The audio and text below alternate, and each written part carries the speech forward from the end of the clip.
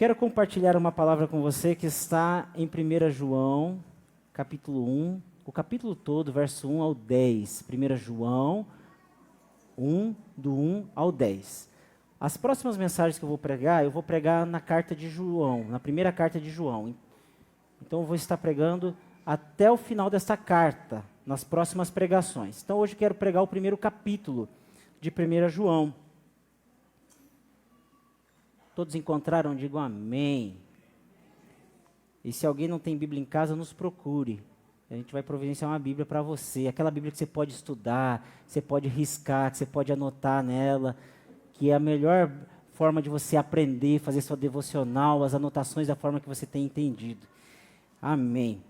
Diz assim a palavra do Senhor: o que era desde o princípio, o que vimos com os nossos olhos, o que temos contemplado e as nossas mãos tocaram da palavra da vida, porque a vida foi manifestada e nós a vimos e testificamos dela, e vos anunciamos a vida eterna que estava com o Pai e nos foi manifestada.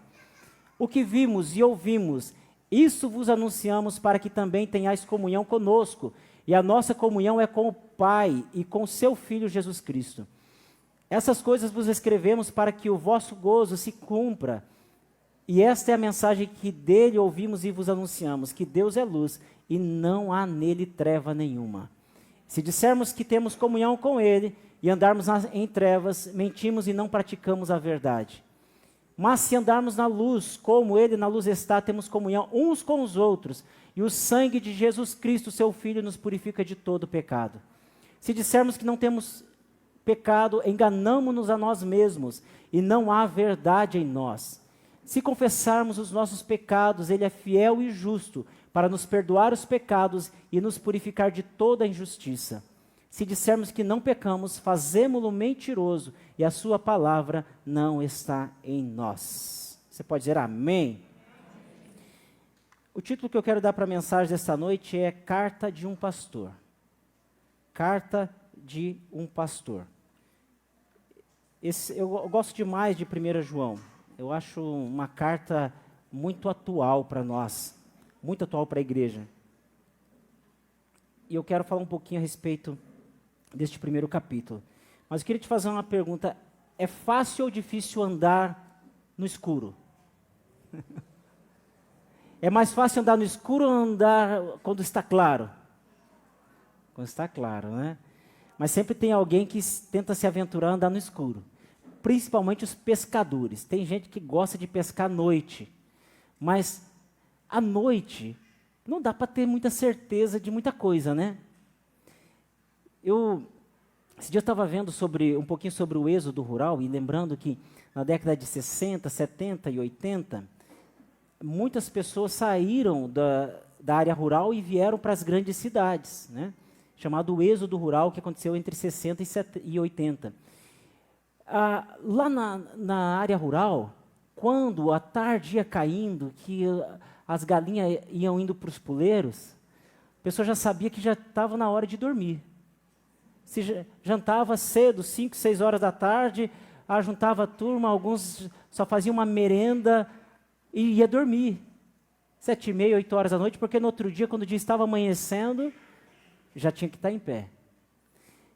Nas grandes cidades, a gente tem um auxílio da luz elétrica, né?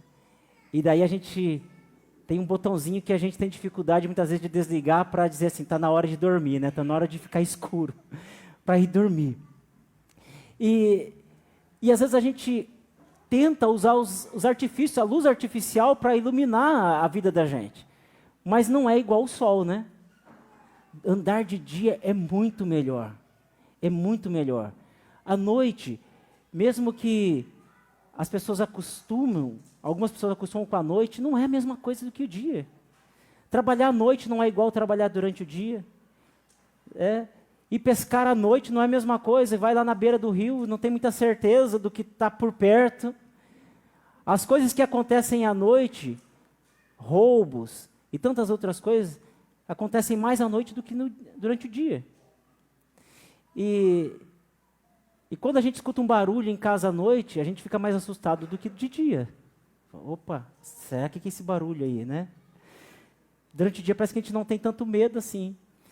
E E andar à noite, levantar para ir no banheiro ou tomar uma água, não tem que ir com mais cuidado e com mais lentidão do que durante o dia? Pode dar uma tropeçada e ficar a cabeça do dedão ali, né? Numa quina de uma parede. Ou seja, andar à noite não é tão seguro, andar à noite não é tão confortável assim. Por isso que nós somos do dia, por isso que nós somos da luz. E se no dia a dia é complicado andar no escuro, quanto mais na nossa vida espiritual, na nossa vida cristã. É muito mais perigoso andar à noite. É muito mais. Essa primeira carta de João vai trazer orientações tão básicas para nós. Parece que João, o mesmo que escreveu o Evangelho, tão profundo, com tantos termos profundos teologicamente, agora ele traz algo tão prático para nós, para trazer clareza para a nossa vida, orientações claras, porque ele deseja que a igreja, o povo de Deus, chegue na eternidade. Ele vai trazer orientações para que nós possamos chegar no céu. Amém? E o primeiro capítulo de João, no início dessa carta, eu acho maravilhoso como ele começa.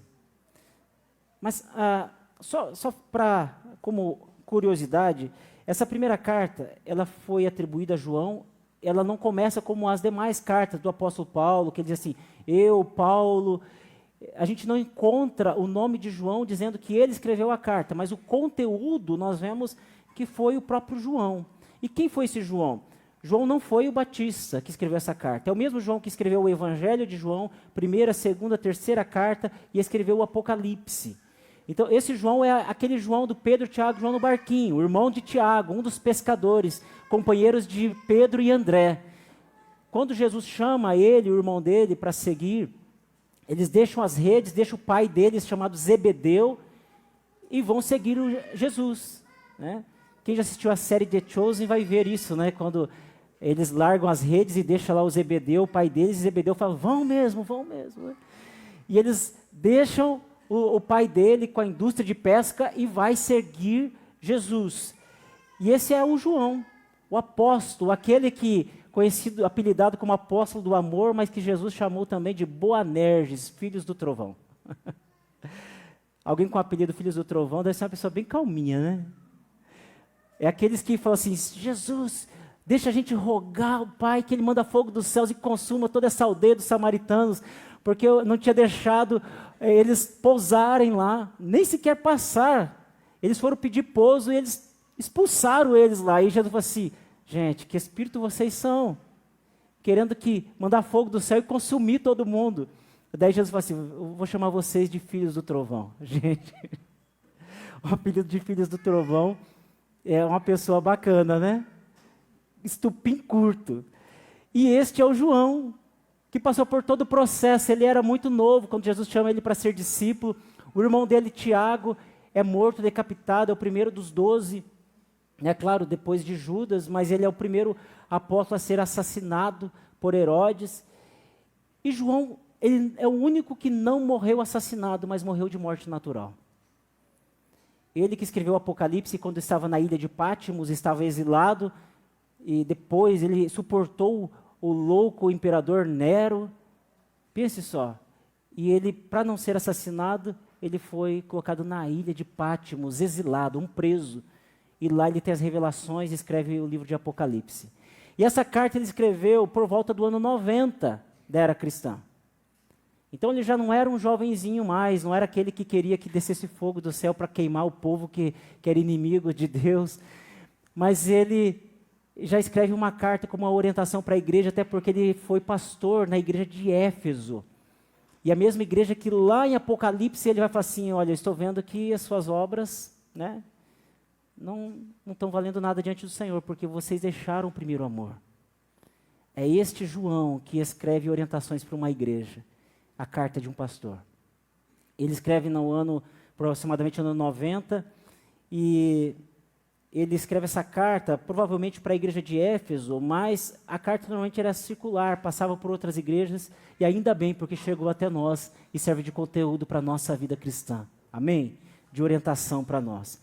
O que motivou o João a escrever esta carta foi porque dentro da igreja estavam entrando falsas doutrinas, falsos apóstolos, falsos ensinamentos, falsas interpretações da Bíblia. Pessoa dizendo que Jesus não habitou num corpo humano mesmo. Foi fácil ele ser crucificado porque ele era Deus.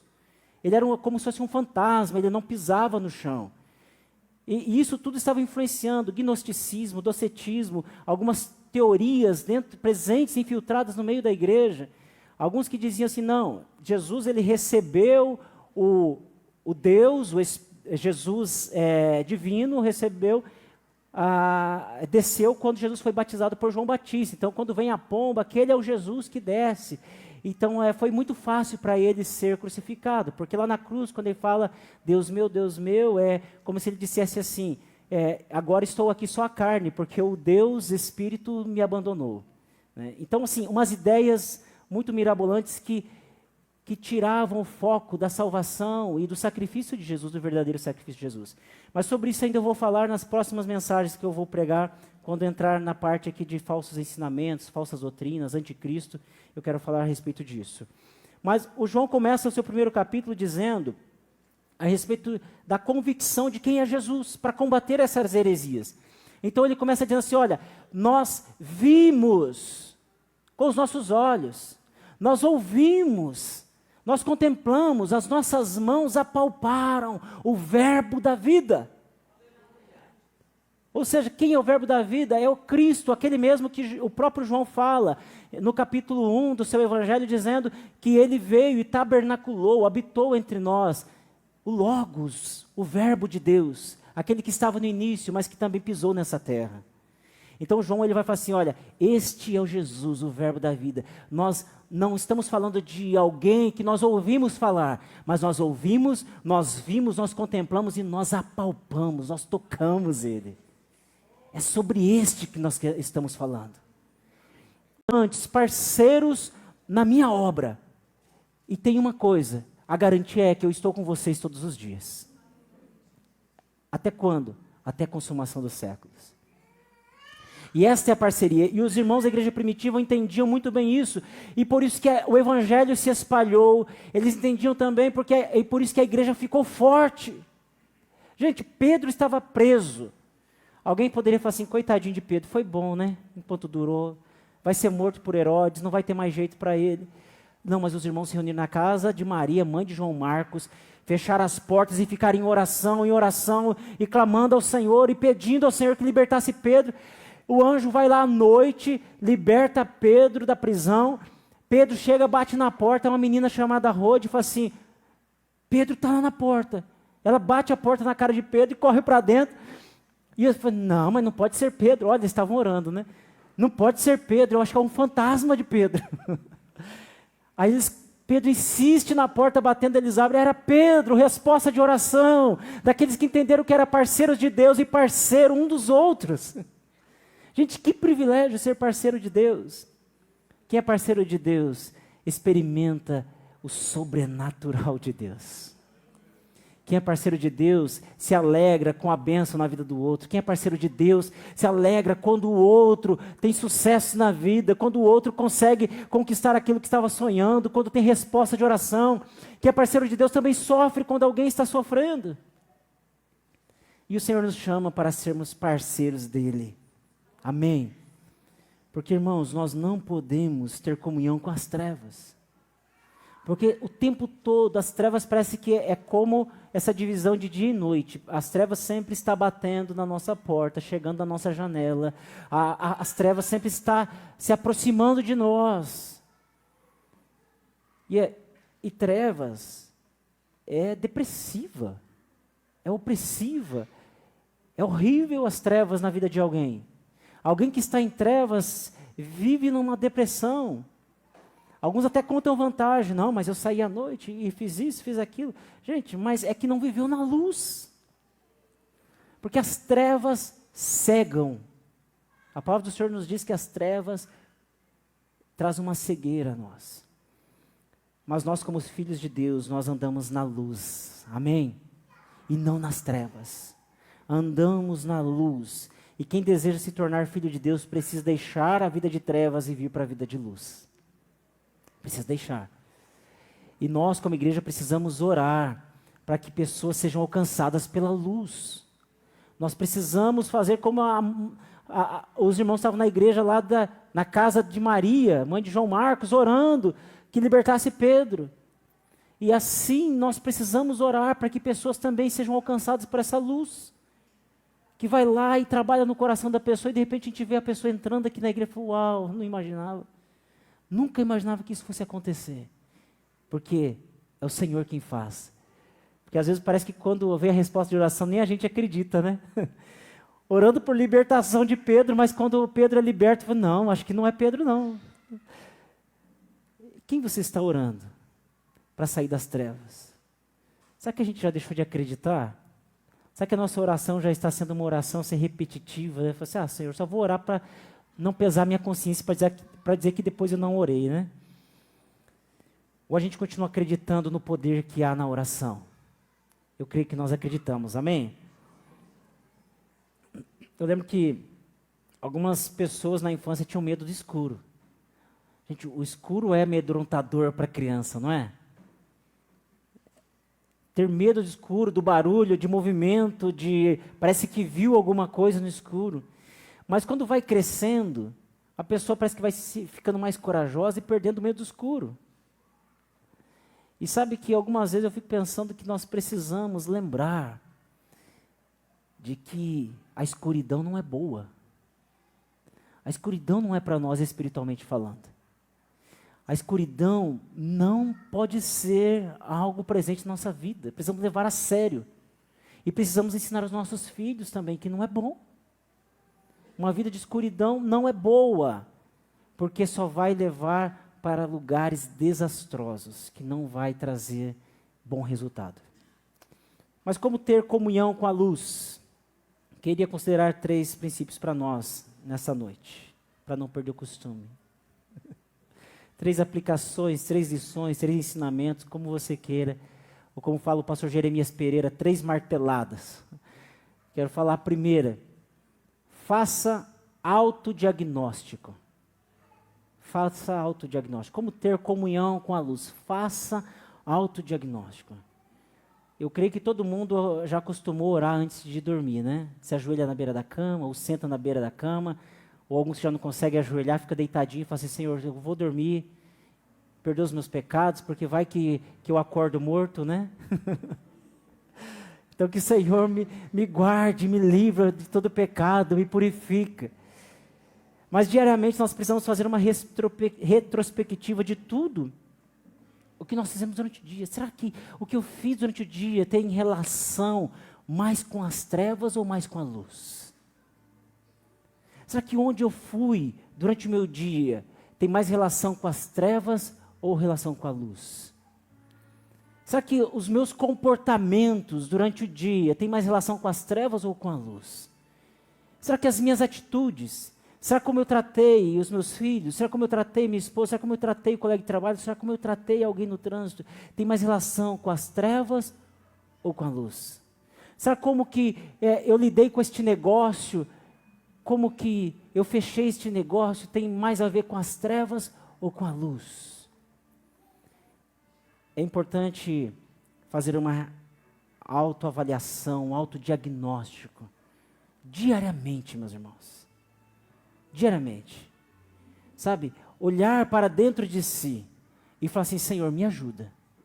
Porque tem coisa que eu fiz que não tem nada a ver com a luz. Porque se a gente não cuidar, a gente vai gostando das trevas, da escuridão. Vai se aproximando mais da escuridão, falando, uau, é legal isso aqui. É legal não ser tão visto pelas pessoas. É legal fazer algumas coisas que não vai aparecer tanto assim. Mas nós precisamos fazer um autodiagnóstico diariamente. Independente do tempo de crente que nós temos, ou você que está começando uma caminhada agora, ou você que nem começou uma caminhada com Cristo ainda, mas que você está querendo começar uma caminhada com Cristo. Talvez seja um momento de você falar assim, Senhor, eu quero que o Senhor me ajude. Porque eu não estou conseguindo Tem algumas coisas que já viraram cultura na minha vida, na minha família. Eu aprendi assim dentro da minha casa, a lidar com essas situações deste jeito. Mas eu preciso olhar para a palavra, olhar para dentro de mim e falar com o Senhor. Eu falei, Senhor, isso tem mais relação com escuridão, com obscuridade, com trevas, do que com luz, com claridade, com aquilo que revela o oculto. E eu tenho certeza que o Senhor vai nos ajudar. Mas para que possamos ter essa comunhão com a luz, que é o próprio Deus. Amém? Segundo, sinta prazer de andar com Deus. Sinta prazer de andar com Deus. Tem pessoas que a gente gosta tanto de caminhar junto, não tem? Pessoas que dá prazer ficar horas. Tem pessoa que chega na casa da gente, a gente dá um jeitinho, já faz um café, já senta e já vai longe, né, a conversa. Com Deus deve ser dessa forma, sentir prazer de andar com Deus. Hoje no curso Tornando-se Um, nós conversávamos sobre isso no finalzinho.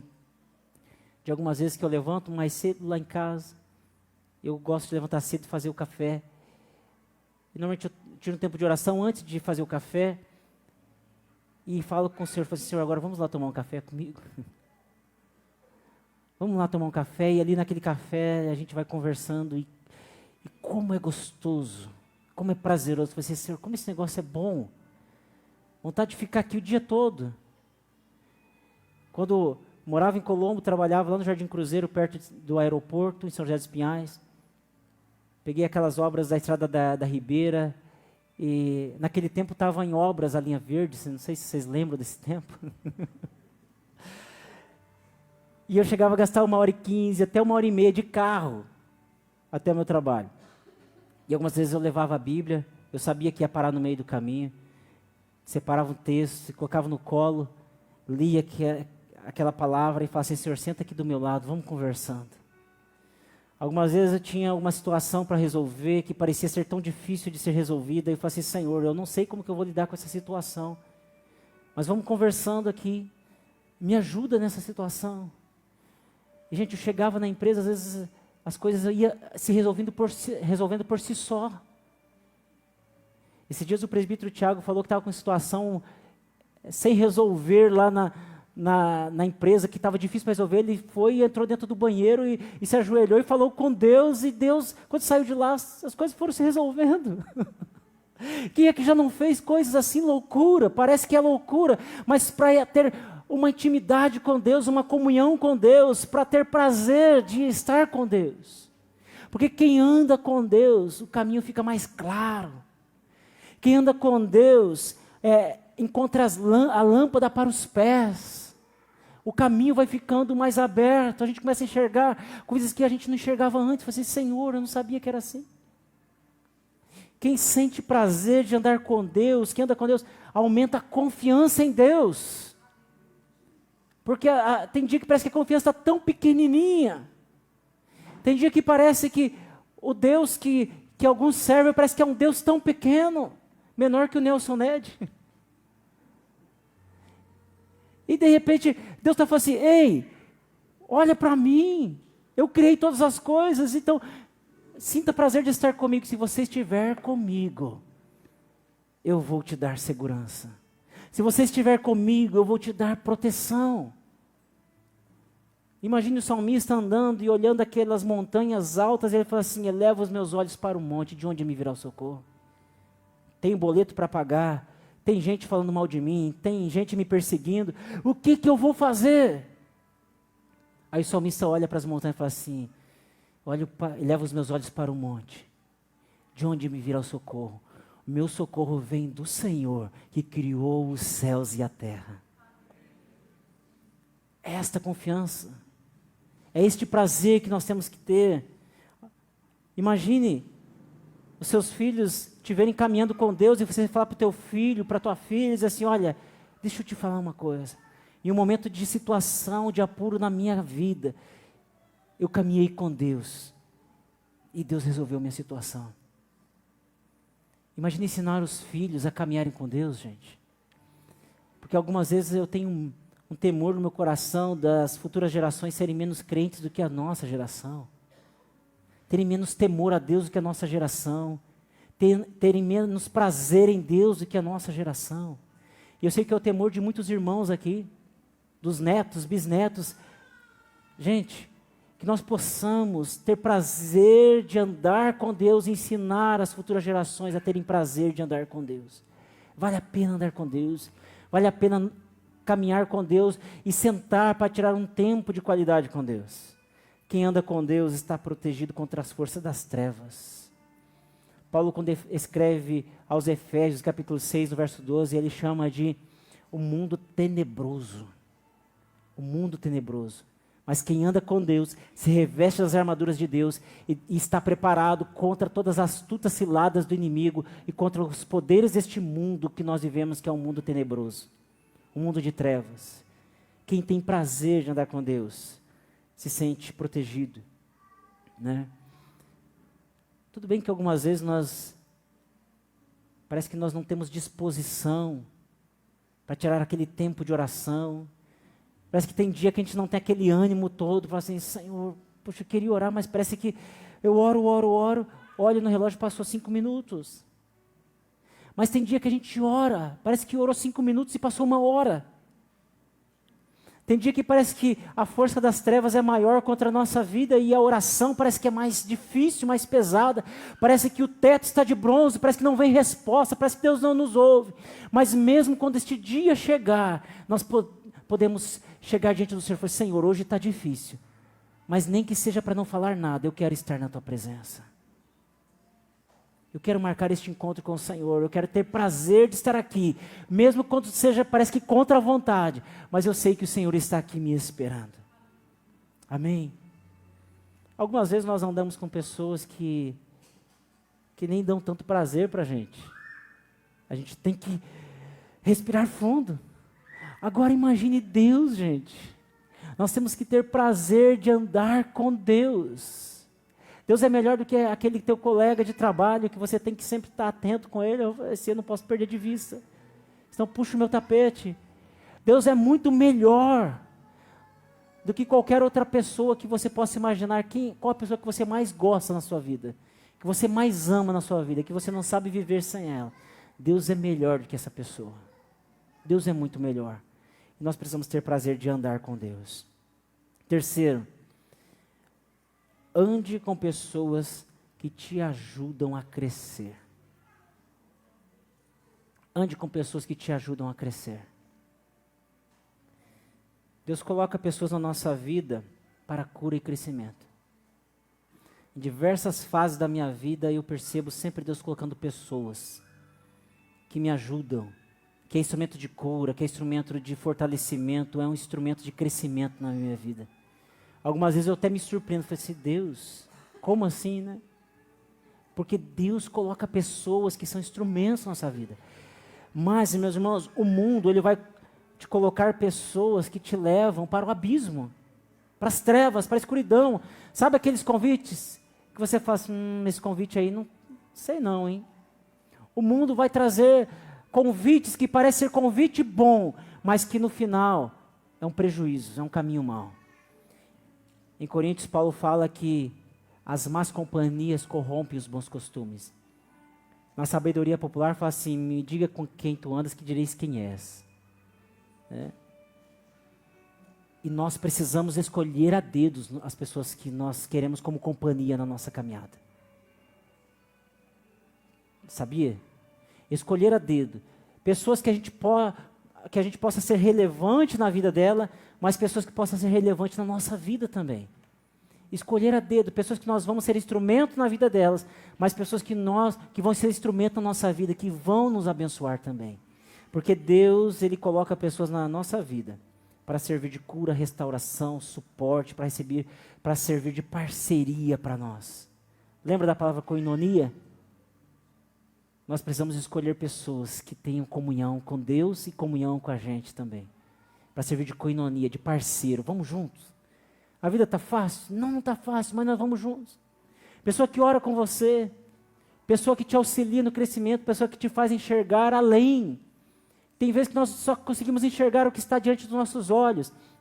Mas tem algum amigo que chega para você e fala assim, você está prestando atenção no que está acontecendo na sua vida? Não, esse negócio todo aqui que está acontecendo. Presta atenção, Deus está te levando para um nível maior de maturidade. Olha, está vendo essa luta que está acontecendo na tua família, essa situação que você está enfrentando? Então, mas eu não sei como resolver. Calma, confie em Deus, porque talvez Deus está te levando para um nível maior de entendimento, de profundidade, de intimidade, de sobrenatural. E nós precisamos de parceiros, aqueles que abraçam a gente. Quantas vezes nós encontramos essas pessoas no meio do caminho? Alguns que passam na nossa vida e vão embora, e outros que permanecem, mas que são pessoas que somam na nossa vida e que nos ajudam no crescimento. Então ande com pessoas que te ajudam no crescimento. Escolha a dedo, pessoa fala, eu quero caminhar com essa pessoa, porque eu sei que essa pessoa é de Deus, essa pessoa é espiritual, essa pessoa tem maturidade, essa pessoa tem experiência, essa pessoa vai me ajudar no meu crescimento. Eu quero caminhar com essa pessoa. Não caminhe sozinho. Caminhar sozinho é loucura. Agora caminhar com alguém, nós vamos em direção àquilo que Deus está querendo para nós, termos comunhão com a luz e não com as trevas. Caminhar com alguém de Deus, nós vamos ter comunhão com a luz. Amém? E talvez aquele problema que precisa ser resolvido, aquela situação que parece que não tem solução, é nessa caminhada, é nessa koinonia, nessa comunhão com a luz, que nós vamos encontrar, talvez, tem uma sombra ali. E Deus está falando assim, eu quero colocar a minha luz, a luz que tira todas as trevas. A gente não tem como habitar luz e trevas no mesmo ambiente. Quando chega a luz de Deus no ambiente, o que está escondido começa a aparecer. A gente coloca blackout na janela da casa para dormir mais escuro, né?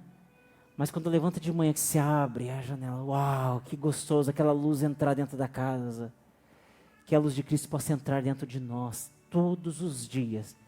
E se tem alguns compartimentos lá dentro que ainda estão meio escuros, que a luz de Cristo possa revelar, trazer o que está oculto à tona, aos olhos, para que você faça assim, Senhor, isso aqui nunca ninguém tocou. Mas já que a tua luz está mostrando, eu quero colocar diante do Senhor para que isso seja resolvido. Para que eu seja curado, para que eu seja transformado. Você nunca percebeu que tem horas assim que na vida da gente Deus vai nos levando para alguns lugares, aí você fala assim, aonde vai chegar isso daí? E tem uma ferida, uma situação tão antiga que você fala assim, isso aqui nunca ninguém vai tocar, eu vou para o caixão com isso. De repente Deus vai trazendo a luz, né? Um fechinho de luz. É a janela com só uma frestinha aberta, mas aí vai abrindo e a luz de Jesus vai entrando, vai revelando, mas ao mesmo tempo Deus coloca pessoas que vai te ajudar nesse processo de restauração e cura. É a luz, é a comunhão com a luz, que possamos ter comunhão com a luz. Amém?